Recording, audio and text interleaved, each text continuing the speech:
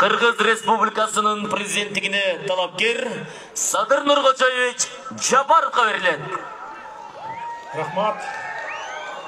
Саламатсыздарбы, урматтуу мекендештер, кадырлуу агайын журт, келечек ээлери болгон жаштар, берекеси төгүлгөн касиеттүү Сары Өзөн чүйдөгү жалпы элим. Өзүңүздөр менен жүз көрүшүп, мучурашып турганыма мен бүгүн өтө кубанычтамын.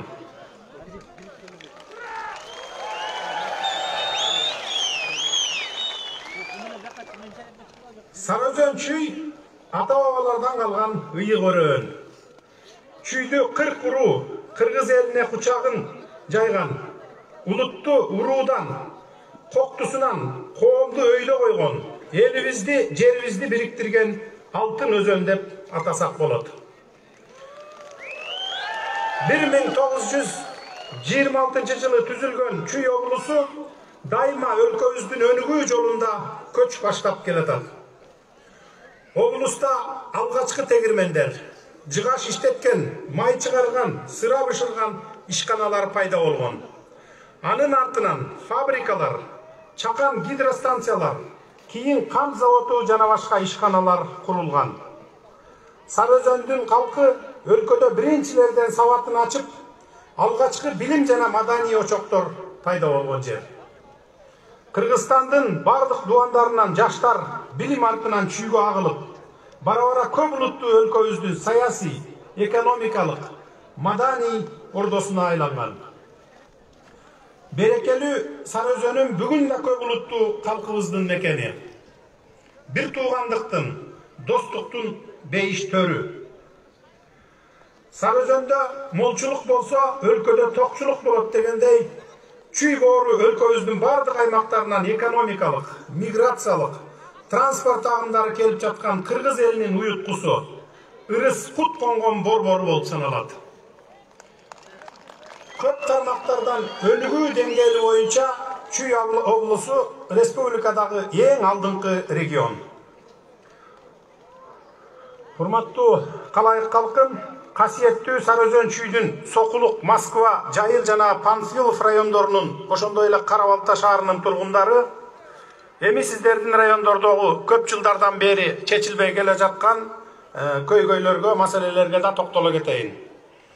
Сокулук районундагы республикалык маанидеги жолдорду оңдоо зарылдыгы бар. Мисалы, Восточная Жаңы-Пахта автожолунун 2-чи чакырымынан 12-чи чакырымына чейинки аралыктар өтө начар абалда экен. Бул ишти Кудай буйрса колго алабыз. Манас Камышановка автожолунун 11-чи чакырымынан 22-чи чакырымына чейинки аралыкта өтө начар экен. Камышановка айыл аймагынын Казакстан Республикасы менен чек араны демаркациялоо маселесин карап чыгуубуз зарыл. Бул албетте мамлекеттик деңгээлде чечиле турган маселе. Барыңыздар билесиздер, азыр чек ара кызматы улуттук коопсуздук кызматынын курамында чек ара боюнча көйгөйлөр, сүйлөшүүлөр аркылуу оңдуу чечилет деп ишенем. Ошондой эле Камышановка айылында жайгашкан чек ара өткөрмө постун кайрадан ачып, ишке киргизүү маселеси көптөн бери чечилбей келе жатат экен. Элдин талабын аткарабыз, буюрса бул боюнча маселени карайбыз. Аббашы айыл өкмөтүнө 4 гектар жер тилкесинде ветеринардык жана фитосанитардык лабораториясын куруу үчүн жер тилкесинин максаттык багыты которулган. Ветеринардык жана фитосанитардык лабораторияны курууну көзөмөлгө алабыз буюрса. Чуу дарыясынын сол жээгин бекемдөө иштери жүргүзүлөт. Айыл өкмөт дотацияда тургандыктан бул маселени республикалык бюджеттен каржылаш үчүн олуттуу көңүлдөрдү бурабыз. Москва районундагы Беловодск, Төлөк, Петровка, Нарзансуу, Беловодск, Төмөн суу, Спартак, Кызмолдо жана Кызмоло Бештерек автоунаа жолдорун калыбына келтирүүгө аракеттер көрүлөт. Бул боюнча пландар жүрүп атат. Беловодск айылындагы Ленин жана Крупская көчөлөрүндө оңдоп түзөө зарыл. Беловодск айыл аймагын 1-май айыл аймагындагы Ак суу айылын таза суу менен камсыз кылып, системасын калыбына келтиребиз. Дегеле райондагы суу түтүктөрүн жаңы курулган башкы суу мунарасына кошуу муктаждыгы бар экен. Moskva rayonunda 28 kalıp yaşagan ayılдар бар. Бүгүнкү күндө Төлөк айылынан башка бардык айылдарда калкты таза суу менен камсыздоо көйгөйү турат экен. Анткени суу түтүктөрү өткөн кылымдын экинчи жарымында курулуп, авариялар көп болуп атыптыр. Суу түтүктөрү жарылып кеткен фактылар да бар. Ал эми айыл өкмөтүнүн муниципалдык ишкананын же таза суу колдонуучулардын айылдык коомдук бирикмесинин бюджетинде көрсөтүлгөн суроону толук канды чечүүгө финансылык каражаттар жетишсиз. Беловодск айылындагы маданият үйүн жаңылап, капиталдык куруудан өткөрөбүз. Төмөн суу айылына да маданият үйүн оңдоо иштери жүргүзүлмөкчү. Маданиятка сөзсүз маани беребиз. Садовый айылында 2017 жылы колхозчулар сарайын капиталдык оңдоо боюнча капиталдык салымдар тизмесине киргизилип, конкурс өткөрүлүптүр. Бирок тилекке каршы каржылоо болбоптур. Бул имарат капиталдык оңдоо иштерине муктаж экен, Кудай буйрса аракеттерди көрөбүз. Петровкадагы атайын өзгөчө тарбияга муктаж балдардын жана өспүрүмдөрдүн мектеп-интернатында тарбиялануучулар жок экен. Имаратты Петровка айыл аймагынын балансына өткөрүп, имараттын багытын бала бакчага өткөрүп беребиз. Петровка айыл аймагында калктын саны 11.329, ал эми мектеп жашына чейинки балдардын саны 886 экен. Айыл аймакта муниципалдык бала бакча жок. Билим берүү жана илим министрлигинин чечими менен ушул көйгөйдү жоюуга колдон келген күчтү жумшайбыз, буйрса чечебиз. Жайыл районунда Сарыгоо айыл аймагынын Ири суу айылына жаңы мектеп куруу зарыл экен. Сосновка айылында 250 орунду башталгыч мектептин курулушуну аягына чыга элек экен. Муну Кудай буйрса аягына чыгарабыз. Карабалта шаарындагы номер 1 башталгыч мектептин имаратын куруп, жанага керектүү жабдыктар менен камсыздайбыз. Карабалта шаарынын муниципалдык менчигине шаардын элинин таштандыларын төгүү үчүн 21 гектар жер бөлүнүп берилет. Муну пландаштырып койдук. Жергиликтүү өз алдынча башкаруу органдары тарабынан жергиликтүү бюджеттин эсебинен калктуу конуштардын ген планын иштеп чыгуу боюнча иштер жүргүзүлүүдө. Бирок бүгүнкү күндө 12 айыл аймактын 8-и дотацияда турат. Ген пландын жоктугунан жеке турак жай куруу үчүн жер тилкелерин бөлүп берүү мүмкүнчүлүгү жок. Карабалта шаарын өсүү чекти шаары катары 2020 жылы каржылануучу калктуу конуштардын тизмесине киргизүү зарыл. Жергиликтүү маанидеги Вознесеновка, Карадөбө, Алексеевка, Большевик, Новониколаевка, Карасуу, Карабалта, Моңолдор, Калининское, Степное жолдорун оңдойбуз, Кудай буйрса. Суу Самыр айыл аймагындагы Кызыл Ой айылын интернет түйүнүнө кошуунун жолун издеп, Кыргыз Телеком же жеке интернет провайдерлер аркылуу чечип беребиз. Панфилов районундагы Чорголу айылына 120 окуучуга ылайык жаңы мектеп курулат. 5 гектарга жакын жер аянтын ээлеген Фрунзе айыл аймагындагы Чалдыбар айылына райондук таштанды чогултуу жайдын тегерегин тосмолоп кайтаруучу жайдын курулуусу зарыл. Ошондой эле бул жакка атайын техникаларды сатып алабыз. Айлана чөйрөнү коргоо агенттиги аркылуу буга керектелүүчү 15 миллион сомду чечүүгө аракет кылабыз. Вознесеновка айылындагы таза суу аккан түтүктөр жаңыртылат.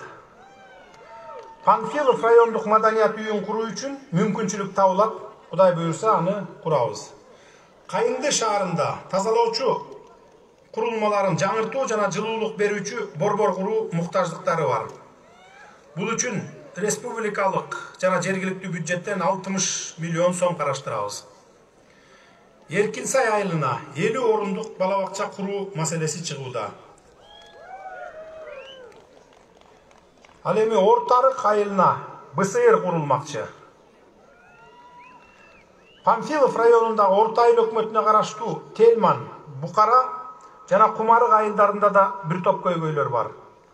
Айыл ичиндеги жолдорду оңдоп түзөө жана айыл элин таза суу менен камсыз кылуу маселесин чечүү үчүн көзөмөл жүргүзөбүз.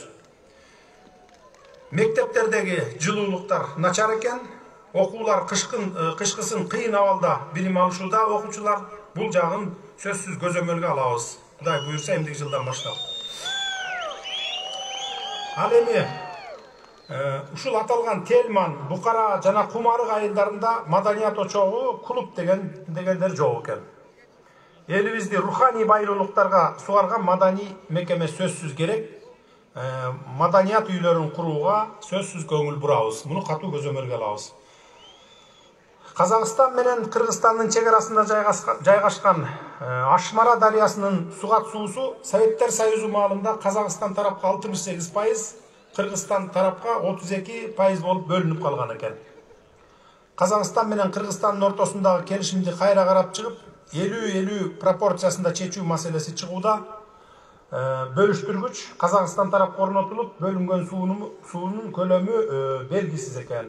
Муну Кудай буйрса мамлекеттик деңгээлде сүйлөшүүлөрдү жүргүзүп чечебиз.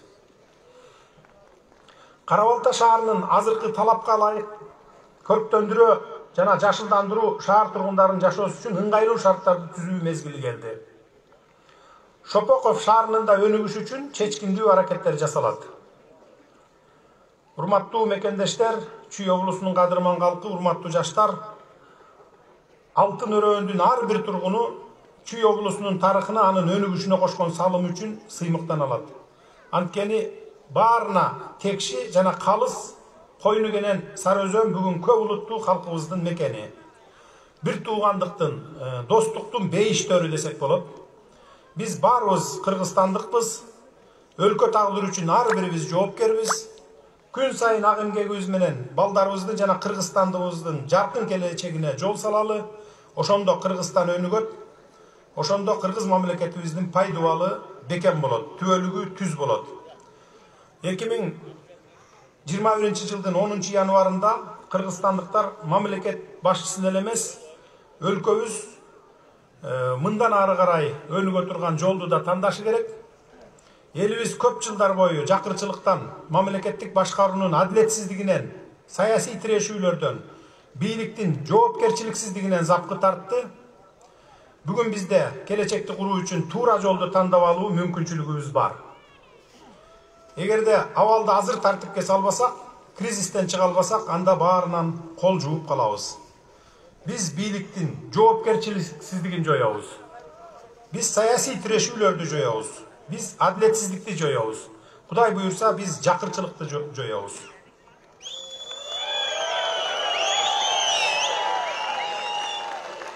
Сиздердин ишенимиңиздерге ээ болсом, аны актаганга жана кандай баа менен болбосун сактап калганга аракетимди жумшайм. Бул менин эң ыйык парызым жана милдетим деп эсептейм. Үмүтүбүз өчпөй, эркибиз курчусун. Чындык деп чыйралалы. Кажыбас кайрат менен агыш дейли, дем күч менен алдыга кадам таштайлы. Келечекти куралы, келечекке кызмат бүгүндөн башталат. Жети дуан жергебизде эсенчилик, тынччылык, бакубат болсун.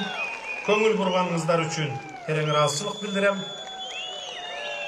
Анан урматтуу туугандар, башка улуттун өкүлдөрү дагы катышып отурат, ошондуктан расмий тилде да кайрылуу кылып коюнга уруксат этесиздер.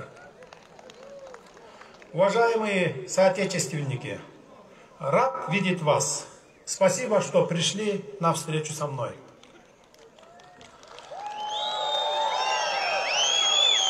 Образованная в далеком 1926 году, Чуйская область всегда была и остается лидером в развитии страны. Здесь были построены самые первые заводы и фабрики. Были открыты первые образовательные и культурные учреждения. На сегодняшний день Чуйская область по праву считается политическим, экономическим, культурным центром страны. К сожалению, и в Чуйской области, как и по всей стране, сегодня есть много проблем, которые требуют срочного решения. Одни из самых важных вопросов – это ремонт дорог, демаркация отдельных участков границы с Казахстаном, открытие пограничного пропускного пункта в селе Камышановка. Я знаю, что у вас большие проблемы с обеспечением чистой водой. Где-то нужно восстановить, в отдельных районах построить водопроводные системы и обеспечить их подключение к главному водозабору. Нужно уже решить вопрос с равным распределением воды из реки Ашмара между жителями сел Казахстана и Кыргызстана. Обязательно нужно взять под контроль и завершить строительство ветеринарной и фитосанитарной лаборатории в Атбашинском айлаймагы. Провести берегоукрепляющие работы на левом берегу реки Чу и многое другое. К первоочередным проблемам, требующим решения, я отношу и строительство школ и детских садов, реконструкции домов культуры, обеспечение всем необходимым объектов здравоохранения, решение вопросов с мусорными полигонами. В области, как и всей стране, нужны новые предприятия, производство, нужны новые рабочие места и инвестиции.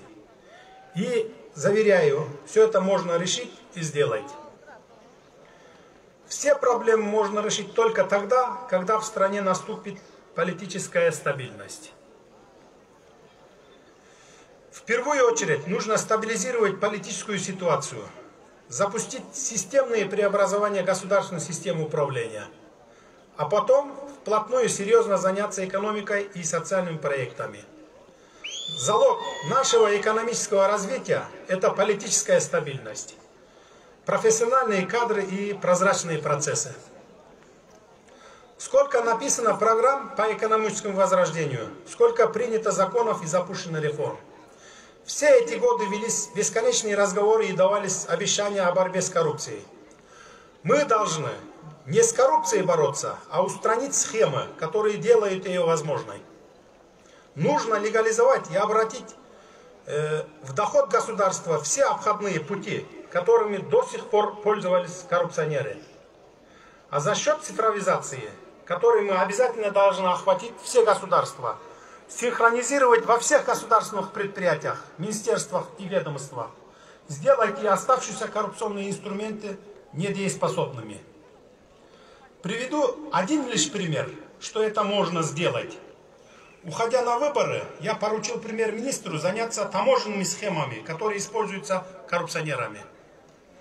Только за месяц, задумайтесь, за месяц в бюджет поступило на 759 миллионов сомов, больше запланированных, при падении торгового оборота.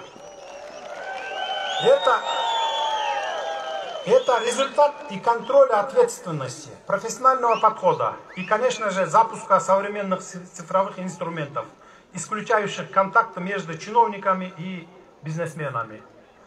Вот так нужно бороться с коррупцией. Не говорить, а делать. Дорогие кыргызстанцы, Кыргызстан получил шанс на обновление, и мы не имеем права его упустить. И я знаю, что мы можем это сделать вместе. С вашей поддержкой, объединившись, сможем запустить такой нужный и важный для нас процесс обновления. И мы больше не должны позволять коррупционным олигархическим кланам управлять нашей жизнью. Именно потому я предлагаю идею сильного института президента на новой смешанной парламентской системе. Только так к власти придут по-настоящему народные избранники. А институт народного Курултая сделает эту власть еще более ответственной и подотчетной. И самое важное – ответственность всех, начиная от депутата Аильного Кенеша до президента. Все процессы государственного управления должны проходить открыто и прозрачно. На руководящие исполнительные должности придут профессионалы через открытые конкурсы. Никакого кумовства, никаких назначений по звонку или по партийным спискам быть не должно. Дорогие друзья, 10 января мы должны сделать свой выбор пути, по которому наша страна будет идти и развиваться. Мы должны установить порядок в стране и выходить из кризиса, иначе мы лишимся всего. Я сделаю все, чтобы оправдать ваше доверие, и приложу все свои силы, чтобы развивать наш Кыргызстан. Сделать это удобным для проживания для всех наших граждан.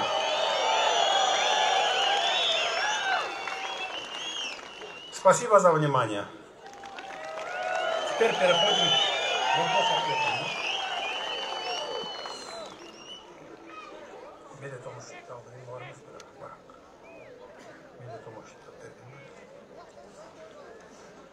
Sadır inim, assalamu aleykum. Bizde elimizdin sаны күндөн күнгө өсүүдө. Жерге мораторий киргизилгендигине байланыштуу жаштарыбыз жеке турак жай салуу үчүн жер тилкесин алууга мүмкүнчүлүк жок болууда.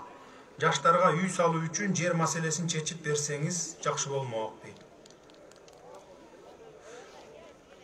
Жер маселеси боюнча биз жергиликтүү бийликке беребиз, трансформация маселесин. Анан ошолор курганга, жер бөлүп бергенге сиздердин маселеңиздер чечет. Андан сырткары биз шаарларга, райондун центрларына, областтын центрларына биз көп кабаттуу үйлөрдү куруу планын жүргүзүп жатабыз азыр.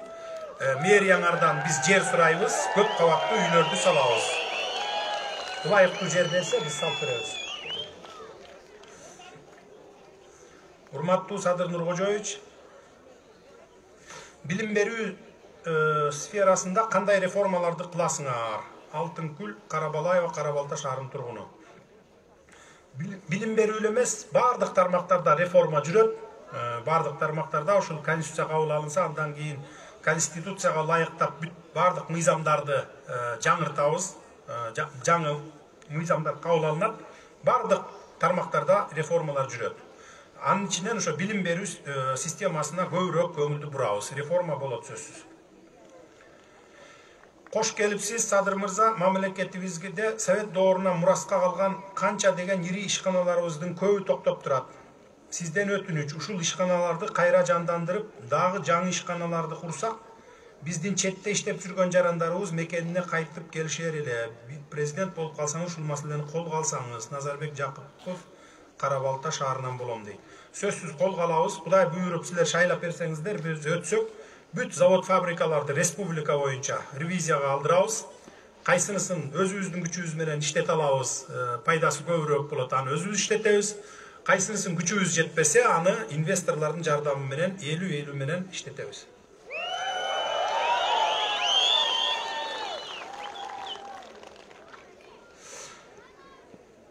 Здравствуйте, господин Садыр Нуркожоевич. Когда завершится вопрос газифицирования по городу Карабалта и Жайылскому району? Нурджан Казы Майлыбаев, житель города Карабалта. Когда мы продавали Кыргызгаз за $1, это 7 лет назад, это обязательство взял на себя Газпром. Это надо уточнить, надо разбираться. После выборов постараемся ответить на этот вопрос.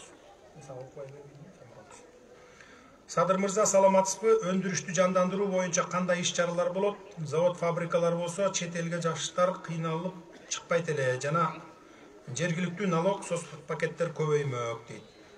Бул боюнча айттым азыр. Кадырбаев Кенжебек Памфилов айылынын тургуну. Караштырабыз муну. Садыр байке, жергиликтүү өзүн өзү башкаруу бийлигинде реформа жүргүзөсүзбү, жана реформа кандай болот? Сөзсүз жүргүзөбүз. Мындан ары бийликтин көп баягы райондо чечиле турган, шаардын өзүндө чечиле турган маселелердин бардыгын ошо жергиликтүү бийликтин өзүнө беребиз. Бүгүнкү күндө бардыгын ушу мамлекетке, өкмөткө алып алган көп нерселерин, бирок өкмөт өзү жетишпегендиктен, үлгүрбөгөндүктөн 2 жылда, 5 жылда басылып жаткан кагаздар бар экен, чечилбей. Ушул эле трансформация боюнча, ушул эле айрым учурларда кадрлар боюнча бардыгы жогору жактан макулдаш керек, жогору жактан келиш керек деген жата берген. Андай болбойт азыр. Мындан ары бир күн, 1 саат дагы өтө кымбат. Биздин мамлекет үчүн болобу, жалпы область, район, айыл өкмөт болобу, айыл болобу, ошо тез арада чечилип туруш керек. Ошо жерден кандай керек болсо ошо элге, ошондой чечилип туруш үчүн биз ошондой жолдорго барабыз. Садыр байке, жергиликтүү өзүн өзү башкаруу бийлигинде, урматтуу Садыр байке, укук коргоо органдарынын сотрудниктеринин зордук зомбулугу боюнча кандай чаралар көрүлөт? Сатыбек Шерботоев, Күрпүлдөк айылы дейт. Зордук зомбулук кылбайт. Мындан ары бардыгы муну катуу көзөмөлгө алабыз. Мына ушу зордук зомбулук кылды деп түштүк тарапта мынакей 6 кызматкер камакта жатат, билесиздер. Бул жагына катуу чараны коюп атабыз, талаптарды койгонбуз. Мындан ары жанагындай бирөөнү жөндөн жок эле камап, же болбосо ушундай подставить этип бирөөгө акыйкатсыздык кылбагыла деп Ал анткени сөзсүз түрдө өз башыңарга же балдарыңардын же неберелериңердин башына тиет деп. Бул адам баласынын табиятында жашап келаткан бул нерсе да илгертеден бери. Ошон үчүн бул маселени катуу көзөмөлгө алып атабыз. Анан албетте баягы эл тараптан дагы мындай мыйзам бузуучулук болбош керек. Мыйзам бузулса, анда сөзсүз жооп бериш керек. Эгерде укук коргоо орган тараптарынан болсо, анда ушундай чаралар көрүлөт. Садыр Жапаровго суроом, бизде Ностановская деген алтын чыккан жери бар. Ошол жерди казганга чоңдордун баары ар дайым кызыктар болуп келет. Ал жерде мурда көптөгөн мыйзам бузуулар менен казган аракеттер болгон. Бирок эл экологияга зыян келип, жада калса таза суу иче албай калабыз деп коркуп турган учуру. Кудайым буйрса, сиз президент болгондон кийин биздин көйгөйлүү маселебизге кандай карайсыз? Замир Сатаев, Кумарык айылынын тургуну дейт. Бул маселе боюнча Ностановская дейт да.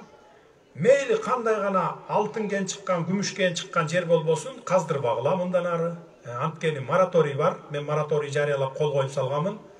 Биздин мамлекетке алтын, күмүш казган боюнча, мына азыр бүгүнкү күнгө чейин берген лицензиялар боюнча кыйратып пайда алган эмеспиз. Болгону бир болор болбосун налог төгөт экен. Анан ошо местный кеңешке бир аз төгөт экен, калганы бүт ташып чыгып кетип аткан учурлар көп экен. Ошондуктан мындан ары алтын, күмүш казылбайт. Башка жол менен чыгабыз. Ал эми бүгүнкү күнгө чейин иштеп келген завод фабрикаларга аларга тийишпейли, бут тозбойлу. Болор иш болду. Мен бардыгы боюнча кабардармын. Өткөндө түштүккө барып мына вертолет менен бардык жагын карап келдим. Эми Кудай буйрса күн жылыса түштүк жагын кыдырамын. Кээ бир предприятиялар 50%-ын алып болгон, кээ бирөө бир 20-30%-ына жеткен, кээ бирөө аяктап калган. Ошондуктан баягы өзүбүздүн жаратылышыбызды сактап калуу мүмкүнчүлүгүбүз жок болуп калган да уже. Упускать этип ийгенбиз көбүн. Ошон үчүн аларды эми аягына чейин иштетип, кайра калыбына келтирүү иштерин эми колдон келишинче жасатып алышыбыз керек. Ал эми мындан ары кандай иштейт экенин, анын ар бир предприятияны ревизия кылып, жергиликтүү калкка кандай кызыкчылыгы болот, жалпы мамлекетке канча кызыкчылык берет, өзүлөрү менен макулдашып, келишип туруп, анан мындан ары кандай иштей турган жаңы келишимдерди түзөбүз. Ал эми жаңы алтын казылган жер же күмүш казылган жер ачылбайт. Уважаемый Садыр Нуркожоевич, у меня к вам вопрос. Будут ли выплаты, как в России, на детей? Пока нет, не обещаем. Почему? Потому что в бюджете нет денег. 0. Этот год мы закрыли с дефицитом на сумму 36-37 миллиардов сомов. Поэтому мы пока не обещаем. Если пополним бюджет в 2-3 раза больше, чем сегодня, тогда можем выплатить. Садыр Жапарович, мурунку айыл өкмөт бардык документи менен бизге жерди саткан. Бирок азыркы айыл өкмөт силер селсаяк бомуштар, мошенниксиңер деп сотко берип, бизди көп кыйнап жатат. Мансурали Шамшиев, Беловодск айылынын тургуну. Айыл өкмөттөр ушундай акмакчылыкты токтотуш керек да. Мурунку айыл өкмөт жасап кетиптир, анан мунун туура эмес, анан тигинин туура эмес дегендей бүтүндөй республикада ушундай проблемалар бар экен. Мурунку айыл өкмөт болобу, 5-чи айыл өкмөт болобу, правопреемственность деген бар да, преемственность деген. Мурунку айыл өкмөт бердиби, кызыл китеби турабы колунда? Жердин баары документтери барбы, тийишпегиле да. Бул маселе боюнча көп, бул республика боюнча көп маселе. Муну кийин шайлоодон кийин Кудай буйрса өтүп калсак, баарын териштирип беребиз буларды. Урматтуу Садыр байке, кош келдиңиз. Менин сизге суроо, эки суроом бар эле. 1999 жылдан бери айылыбызда суу жок. Баары скважина менен колдонот. Суу түтүктөрү эскирип, жараксыз абалга келди. Ушул маселени чечиш үчүн тапшырма бере аласызбы дейт. Кудай буйрса беребиз. Суу, бала бакча, мектеп, анан оорукана жагына биз көңүл бурабыз. Эң негизги көңүлдөрдү, эң негизги күчтүү ушул тармактарга жумшайбыз. Таза суу проблемасын. Жаңы үйлөнгөн жаштарга жер тилкелери бөлүнбөй жатат. Анткени трансформацияга мораторий киргизилген дейт. Жаштарга жардам бере аласызбы? Рахмат. Мораторий киргизилбейт, муну акимдерге беребиз. Буюрса жер аласыңар бара-бара. Ассаламу алейкум. Жапаров Садыр Нуркожоевич, жети дубан ынтымагынын атынан сизге ийгилик каалайбыз, чын жүрөктөн сизди колдойбуз, ден соолук сизге каалайбыз, узун өмүр оорубаңыз, Аллахтын жолунан кайтпаңыз дейт. Рахмат тилегиңиздерге. Садыр агага саламатсызбы? Садыр Жапаров Садыр Нуркожоевич, мен Бештерек айылынын тургуну болом. Биздин мектеп начар абалда, мектепте мугалимдер жетишсиз, музыка сабагынан берген мугалим жок. Бул мектепте 8 эле мугалим бар, 3 предметти бир мугалим берет. Ал эжекенин сабагы орус тили, бирок ал алгебра, физика, геометриядан берет. Кыскасы ушул маселени чечип берүүңүздү суранам дейт. Бештерек айылынын тургуну Раяна 8-класстын окуучусу дейт. Мектептерге көңүл бурабыз, сөзсүз Кудай буйрса. Ушул могул эмелерди папканын эң биринчи бетине коесуң. Неме кыласың, контроль. Ар бир сурооңуздар, койгон наказыңыздар өзүнчө ушул Кара-Балтаныкы, ушул райондордуку өзүнчө турат. Кудай буйрса, шайлоодон өтүп калсак, муну аппаратка тапшырма берип, бардыгын иреттеп чыгып, иргеп чыгып туруп, анан ушулардын баарын аткарганга болгон күчүбүздү жумшайбыз. Ушу мектеп, анан бала бакчага эң негизги көңүлдү бурабыз. Мектептер боюнча Кудай буйрса пландарыбыз бар. Инвесторлар да бар, жардам берип аткан. 245 мектеп республика боюнча жараксыз абалда экен, авариялык абалда экен. Балдарды окутууга болбойт деген тыянак чыгарган экен. Бирок болбой эле айлабыз жок, окутуп жүрөт экенбиз бүгүнкү күнгө чейин. Эми Кудай буйрса, жаздан баштап, жайдан баштап бардык ошол мектептерди ордуна жаңы мектеп салганга ишти баштайбыз буйрса, иштерибиз. Рахмат көңүл бурганыңыздарга. Кимдин суроолор окулбай калса кап этпеңиздер, сөзсүз окуйбуз, ар бирини карап чыгабыз талдап. Эми микрофон менен суроо берүүчүлөр болсо бериңиздер микрофон менен. Болгону бир өтүнүч, түртүшпөй, талашпай микрофонду. Мындай маданияттуураак суроо берсеңиздер.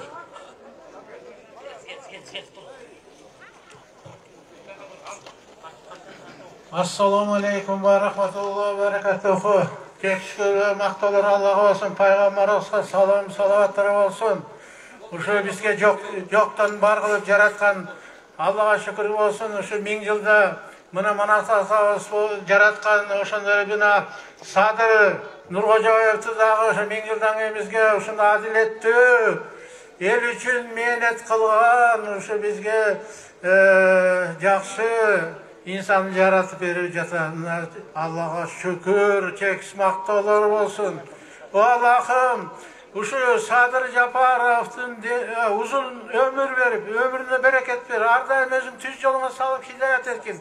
İmanın bakıvat kılgın, günöden aslı düğün ahiret salamatçılık, amançılık ver.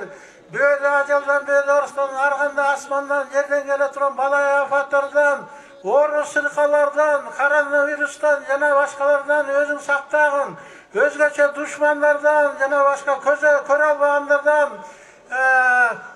köz tiybesin ya Rabbil Alamin. Emi bizdin suroğunuz usul dedi, uşu bizde hazır mamleketimizde meçitler koyup ketdi, arasında haram aralashıp ketip, mına bizde Nur degen meçit var, oşol жерге барат деп siz ал жерге барбай эле коюңуз, ал жерде сыйкырлап да койушу мүмкүн эми сизди. Ошондуктан абайлап мындай барып жүрүңүз. Эми мен ошол эми сизге ушул өмүр калайм, бир иншаллах 10-15 жыл үчүн мамлекеттик башкарууңузду суранамын, болду. Рахмат, рахмат. Эми сыйкыр, азыркы заманда сыйкыр жок, ага ишенбеңиздер аны. Сыйкырласа да тийбейт ал.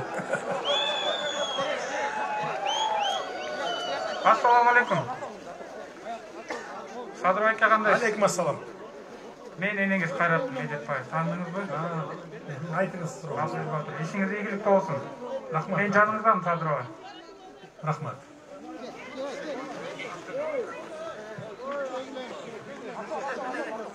Урматтуу Садыр айланайын, Кыргыздын эң алдыңкы мыкты президенттеринен бол. Кыргыз үчүн, Кыргыз эл үчүн күйгөн эл азаматтан бол. Кыргызды гүлдөтүп өстүр. Сизден суранып кетерим, ушу 20 жылдан бери коррупцияга аралашкан соттордун азабынан жапа чегип жүрөмүн. Өмүр бою чабан болуп иштеп, берген сарайымды ала албай, үстүмөн башка бирөөлөрдү мингизип, сотто кол камап, колдук көрсөтүп, барбаган жерим алган жок. kımmat emas. Bizden Osmanov degen sottun, jogorku sottun төрagасы чечим чыгарып бердиле. Аны райондон аткарып берет десе, аны карабай, кайра камап мени. Сабаттырып, көрбөгөн колдукту көрсөттүрүп, андагы сизге бир эмемди тапшырдым, балдардан берип бердим. Ушуну карап, биздин көйгөйүбүздү чечип берсеңиз, келечекте уулдарым менен эң алдыңкы фермер, мал чарбажагын өнүктүргөн өзүм 40 жыл иштеген, чабан болуп иштеген, техник андай мындай бардыгын билемин. Макул, сот системасына да катуу көңүл бурабыз, Кудай буйрса шайлоодон кийин.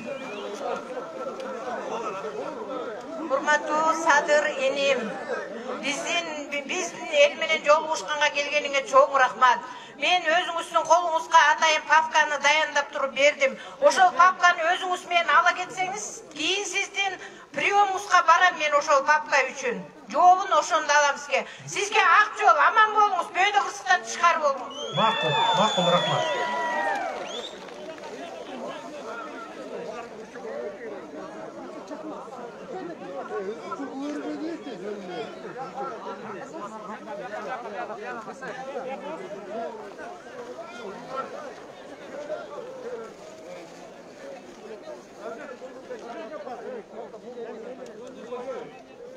Раз, 1-2-3. Чыгарып коебуз. Садыр Нуркожевич, мы приехали с Каинды, с Панфиловского района. У нас в районе обращаемся, вот прокуроры, судьи незаконно осуждают детей. Незаконно вымогают деньги у простых граждан. Без участия защитника. Не дают защитника. Они нарушают права.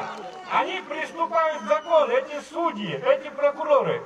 Если мы обращаемся вот к бывшим президентам, эти бывшие президенты отправляли наши обращения обратно тому же прокурору, которому мы жалуемся.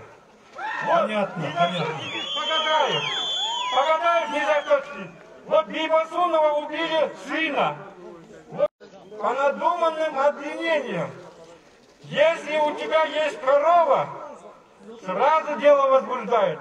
Если есть 3 барана, сразу дело возбуждают. Вот так у нас набирают все. Они нам не дают работать. Мен 750 адамды жұмысшылар қамшылағанмын. 4 миллиондық завод салғанмын Қайындыға. Мен 1 миллион, 2 миллион адамды жұмысшылар қамшыласам болады. Но прокуроры и судьи не дают нам работать. Біз барымызға жұмыс тапсақ болады. Барымызға жұмыс тапсақ.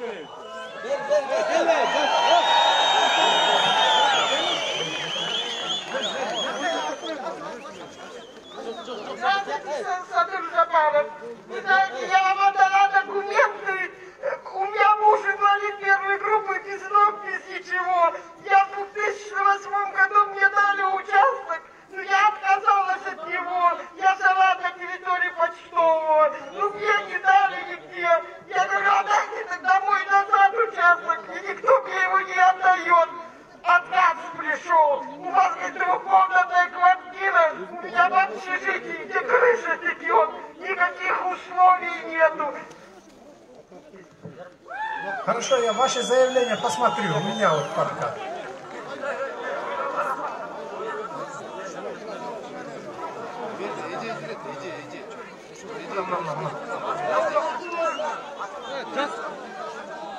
Келиңиз апа. Талашпагыла, микрофон талашпасаңар. Урматтуу Садыр Жапаров, мен сизге арызым жетти, ошону кайрылайын, 61 чыктым, жалгыз коймун, 21 жыл болду мына. 2-3 балам бар, 3 тең, эч учетто эмесмиз. Ушу жетимдерди өзүм жетеле, ушуга келдим, документимде ушуга жардам берип коюңуз, суранам. Allah koldan olmasın, men de sizi tanıdayım. Ballarım böyle şaylaya gelmesin, 61'e çıkıp çakırçılıklayla men de geldim sizin aldığınızda. Barbalığınız zaman bulunuz. Rahmat apa, arızınızı qarap ederiz.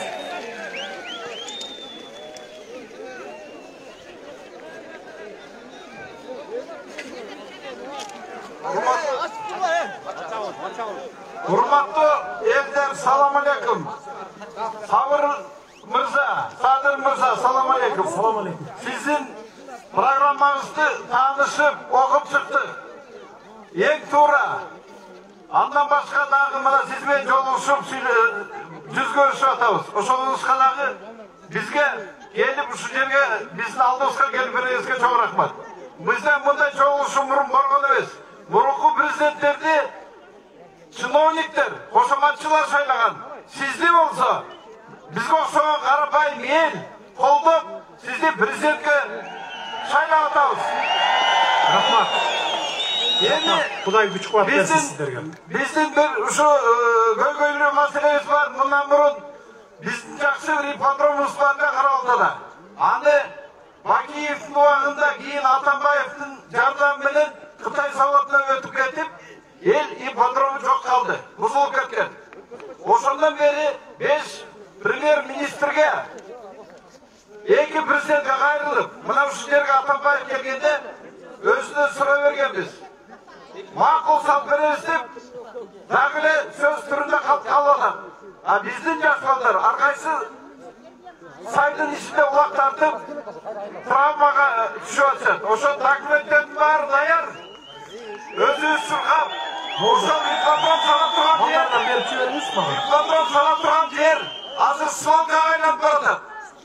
Oşon üçün sizge men özüm var kolosga tapşırıp koyayınçı. Baldardan berbeğiniz ap kelip beret maga. Düzel ap kelip beret. Berbeğiniz. Berbeğiniz ap kelip maga. Kağızda ap kelip beret.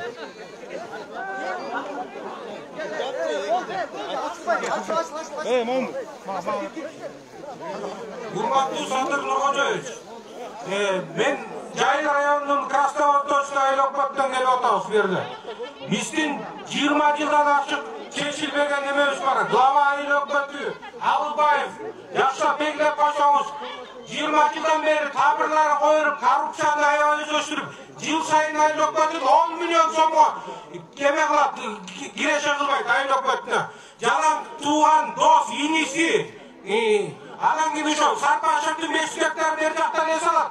Бuyakta 3000 hektarda özlöründe kurugu dostları jana yakın emeler aeroportda işlegenlerдің bari emeler bari tegele bizdin ayında yaşaganlar şaharдын turgundары жемерок Bileko'nda ayыл turgunu kalganın bari özünün tuğanı inisi kulak söktörü oşonu yaşap karakter konusu suranabız.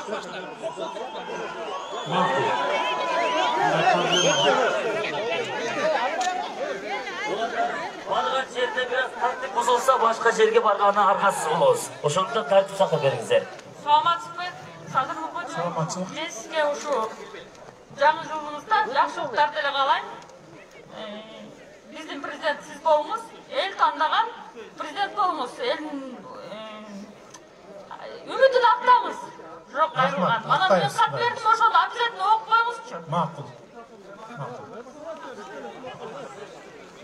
Кымбаттуу Садыр Нурхожоевич, туылып өскен жерден топырақ алтын дейт. Мен өзім Жетегүз айынан тургуну болом.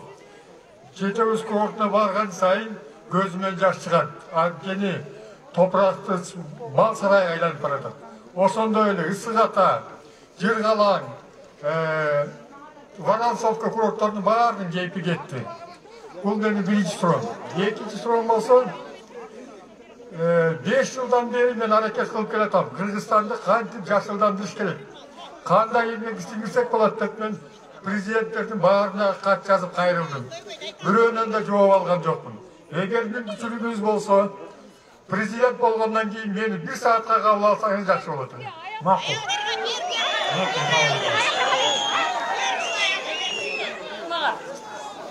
Урматтуу Садыр Жапаров, саламатсызбы? Саламатсыз. Биз мына неме сиздин ушу батырлыгыңызды сыймыктанабыз. Биз кинодон көргөнбүз мындай батырлыкты. Мына батыр боло элекпиз азыр. Мамлекетти жакшы оңдоп бутуна тургузуп, элдин жашоосун оңдоп коелу, андан кийин батыр бололу. Ага чейин батыр боло элекпиз азыр. Экинчи мына неме биздин сиз алтын деп жүгүрүп, элдин алтыны деп жүргөнүңүз эле, бирок биздин керек болсо карапайым элдердин эшегин уурдап келип, анан кийин ферма уюштуруп алышыптыр. Ошо бийлик мен уякта эмесми? Карапайым халкка эшектин tüyünü ak gelip anan uğurlap her uyuşturup aldı. Uşunu kanday deysiz, uyakta nesmeye. Gelin.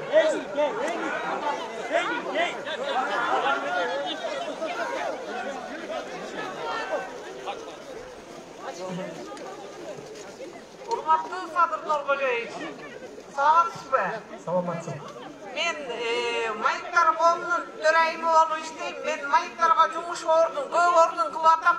Ошо сиздерден мен 5 жерден кредит албагандан кийин биз сиздерден грант катары жардам берсеңиздер, мен чоң орун кылат элем mayıptarга. Mayıptarга эч жерден жардам жок. Ошон үчүн мен азыр 5-6 орунду жумуш кылып атам. Ошолорго жардам берсеңиз жакшы болот эле. Кап менен кайрылып коебуз. Саламатсыз. Sadır Nurgulevich. Ben sizge özüm koymayayım aytayın dedim. Ben balam 3,5 yıldan beri türmede oturup bir günü 8 yılga ketken oşuyorum. Alternativaga çok da 2 yıl kıskat verip otam sizden suradım. Эмне кылмыш менен кеттиң? Bilmem ne kadar karanım yani Allah'ta bir olup durgun Rusya'da adam öldürdü degen kadar günöken bilmem yok. Allah'ta benim balam 19 yaşta oturuyor. Adı çalıatlı oturuyor. Şunu karıştırıp verip koyacağım sizden suradım. Teşekkür Урматтуу Садыр аба. Мо Панфилов районунда тургунумун, атым Жеңиш. Адилет коомунда иштейм, инвалидтер менен иштейм. Ушул инвалидтер вообще каралбай калды. Аба, ушуга бир президент, Кудай буюрса президент болосуз. Мен үй бүлөм менен ошол жерде инвалидтердин баары сизди колдойт. Ошол жерге бир серьезно карап, көмүр, свет, көп проблема бар. Турабыз. Бакка жөнөтөйбүз, карап коебуз. Билебиз, инвалидтер менен жетимдер каралбай калган, жетим балдар каралбай калган. Урматтуу Садыр Нургулевич, мен күйөөм 9 айдан бeri 1 күнү түрмөдө, СИЗОдо, центральныйда. Мен 5 балам бар. Улусу инвалид, кички 8 айлык бир ачка калып, бир топко алып кыйналып отурабыз. Ошон бир соттун чечими жок жатат. Ошого жардам берип Эмне коюңуздар. кылмыш менен жатат? Эмне кылмыш? Соучастник болуп, Эмне кылмыш кылган? Эмне кылмыш кылган? бирөөгө жана машина жасаганга келип, машина жасада коюп. Адам өлтүрүү эмеспи? Адам өлтүрүү эмеспи? Адам өлтүрүү эмес. Наркотик эмеспи? Жок. Ошону суранам. Мошенничество экен, алдашчы. Ошон. Рахмат. Абдурахманова Мираида. Sadır Nurgulevich, men Панфилов районундагы жетим жана кароосуз калган интернаттын директорумун. Биздин республикада көптөн бери активизация жүрүп атат. Жетим балдар интернатын жаап атат. Бүгүнкү күнү 8 интернат жабылып калды. Мен сизден суранам. Мен 30 жыл bir мектепте директор болуп иштеп атам жетимдерде. Булардын тагдыры татаал болот. Эгер мындан ары уланта берип интернаттар жабылса, балдардын тагдыры кандай болот? Сиз тууралуу эми сөз. Сизге бүт кыргыз эли ыраазы. Тиягы Баткен, биягы приграничный район Панфиловканын башын кошуп, өзүңүз билесиз, буга чейин 2-3 жыл мурун Садыр Жапаров деп киргизип жүрдүк. Sizge ilgili. Жетим балдар боюнча. Gel. Mikrofon. Буга чейин жетим балдар 11-классты бүткөндөн кийин мамлекет көчөгө чыгарып койчу экенбиз. Мына мындан болду 18ге чыктың. Мындан аркы жашоо өзүңдүкү депчи. Мына жетим балдарды ошол. Жетим бала эр атасы жок, томолой жетимдер мисалы. Мындан ары мына май айында бүтүшөт, азыр жанакы жетим балдардын үйүндө окуп аткандар. Мындан ары көчөдө калбайт. Мамлекет колго алабыз. Жашаган жерин беребиз. Жогорку окуу жайды бүтүп чыгып, бутуна туруп, баягы бир жерге жумушка орношуп алып, неме өзүнчө үйгө бөлүнгөнгө чейин жашоосун карайбыз барып. Кандай планыбыз бар? Жетимдер көчөдө калбайт. Урматтуу Садыр Жапарович, мен Панфилов районунан келдим. Менин жалгыз уулумду өлтүрүп кетти. 7 жыл болду өлтүргөнү. Көтөрөп кирбеген эшигим, кирбеген тешигим калган жок. Соробой жемекте киришти булар. Бүт карыпчалашып кетиптир. Прокурорум менен милициям менен. Аны ким жакшы көрөт милиция менен прокурор? Эч ким жакшы көрбөйт. Просто айткан сөзүнө жакшы көрөм. Жок, жакшы көрбөйбүз. Менин жалгыз уулумду мына мен жалгыз калдым. Үй жайыман ажырадым. Жалгыз кызым бар эле, мындан да ажырадым. Азыр талаада калдым, тентип калдым. Ачыгын айтканда. Ал жакта кагаз жазылуу сизге берилди. Ошону бир көңүл немеге салып карап койсоңуз суранам. Макул, карап чыгып жооп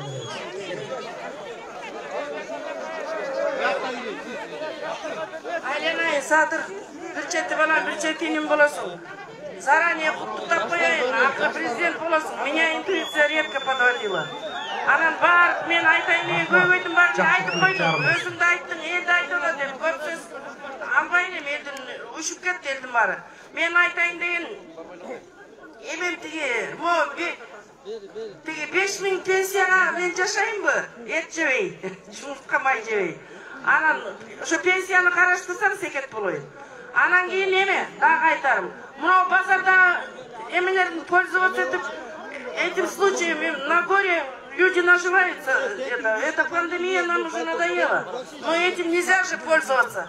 Качан продукция харалат, арзандайбы же арзандабайбы, ошону айтып койчу айланып секирип. Буга көңүл бурабыз апа. Эми пенсия боюнча айталым. Коррупцияны жок кылалы, бюджетибизди толтуралы, 2 эсе 3 эсе кылып көтөрөлү, анан ошондон кийин анан пенсия пособияны көтөрөбүз, карайбыз. Ал эми тамак аш боюнча могу шайлоодон кийин көңүл бурайын ага эле. Азыр мен эми эч ким эмесмин да, кандидатмын. Шайлоодон кийин дароо көңүл бурабыз буюрса. Мен Кызылдыйкан айыл өкмөтүнөн келдим. Bizde даже приватизация болу элек үйлөр бар. Мен 27 жыл саамда иштеп, приватизация кыла албайм. Сесебеттин жакшысына. Жана 5 баланын энесимин мен. Жаңгыз жесир бой аялмын. Балдарымдын жери жок. Кээ-бирөөлөр бир үйдө 3-4 келиндин жашайбыз. 2 комнат үйдө, барак үйлөрдө. Ошолорго да карагыла. Анан биринчи айтарым, ушу эркектердин пенсия жаш жылдарын азайтсаңыз, 60-га чейин чыккан эркек да бар, чырпаканы да бар. Аялдардын жашын 50 жаш, 55 жаш минимум кылгыла жок дегенде. Эми алдыгы сизге кат жөнөттүм эле, алым кулу Айшагүл, ошого нак жооп берип коюңуз, арманым ошол жакта. Макул. Assalamu alaikum. Saderiye bayan seslenişim geldim ben. Kullu olsun deyip, Kuda kalırsa. Şimdi ben bana şaşırıp kaynayamın. O şarkı yerden çeken adamlar var. Köşkegen. Bunların ulusu yok. O yerleri yok. Kıvatine de yaşar. Mırkını. Aynen ayşılar kabul. Sadece kaldırsanız şularga yer verilemegen, yerleri yok, kaçıkken arka yerden, Şaşırıp ailede. Adam var. Assalamu alaikum Kırgız elim, assalamu alaikum Sadır Nurkocaevich. Men sizge tayılganımın sebebi, bizde Kırgızstan'da götürüş için, Kırgızstan'da götürüp bütünloş için bizge stроительный, военный baza kuruşumuz gerekti.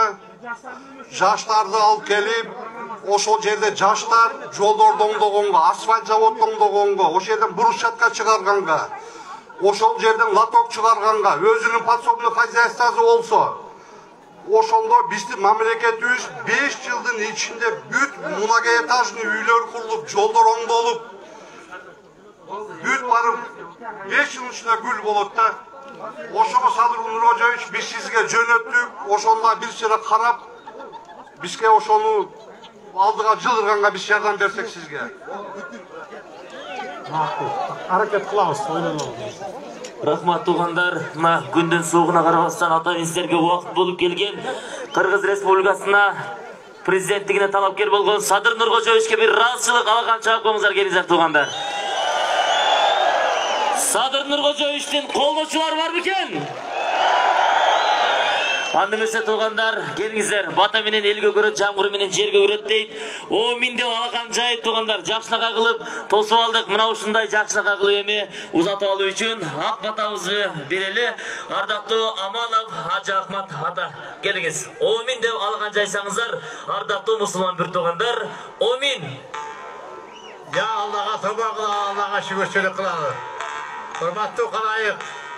Алладан ушу Кудайдан тилеген тилегиңерди Алла Таалам өзү кабыл кылсын. Президенттик атаган уулубуздун арасынан Кудайдан тилеген тилектерин кабыл кылып, ыймандуу, ырыстуу, жакшы президент болгонго Кыргыз элин алдыга жүрө oğlumuzga güç versin.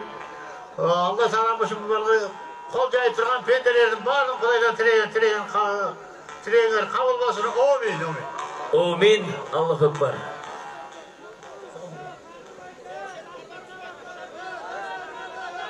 Hurmattуу эл jurtum, күндүн soğuğuna карабай келип бергениңиздер үчүн терең ыраазычылык билдиремен. Эми Кудай буйурса, президенттик шайлоодон кийин жеңиш менен чыксак, андан кийин күн жылыйт Кудай буйурса, күн жылыгандан кийин мен кайра келип сиздер менен ар бир районго бирден күндү бөлүп, кенен отуруп баарлашканга мүмкүнчүлүк алабыз бири-бирибиз менен Кудай буйурса. Азырынча 30 жыл чыдап келгенсиңер, эми дагы жарым жыл, бир жыл чыдап коюңуздар, суранам сиздерден. Чоң рахмат көңүл бурганыңыздарга. Аман эсен жолугушканга чейин саламатта болуңуздар. Тананды месе, ардактуу туугандар, Чүй Сарыөзөн өрөөнүнүн тургундар, келиңиздер, сиздердин дүркүрөгөн кол чабыңдар менен Садыр Нуркожоев Жапаровду узатып алалы. Өзүңүздөрдөн ак жол кылып, ак жол кылып бергиздер туугандар. Элдин ишенимине ээ болгон, буюрса Кыргызстандын келечегин жаркын жашоолор менен тура турган Садыр Нуркожоев Жапаровдун жолугушуна жалпыңыздар, кош келиңиздер туугандар. Келген канаңыздарга ыраазы болуңуздар, ар бириңиздерге терең ыраазычылык айтабыз.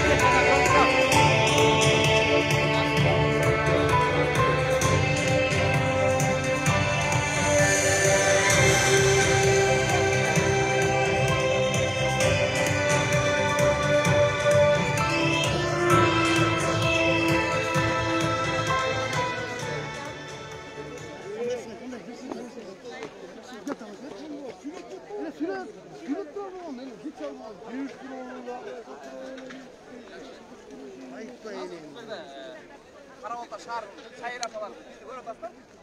Кайсы клубуна барбайбы? Шайыр апалар ушундай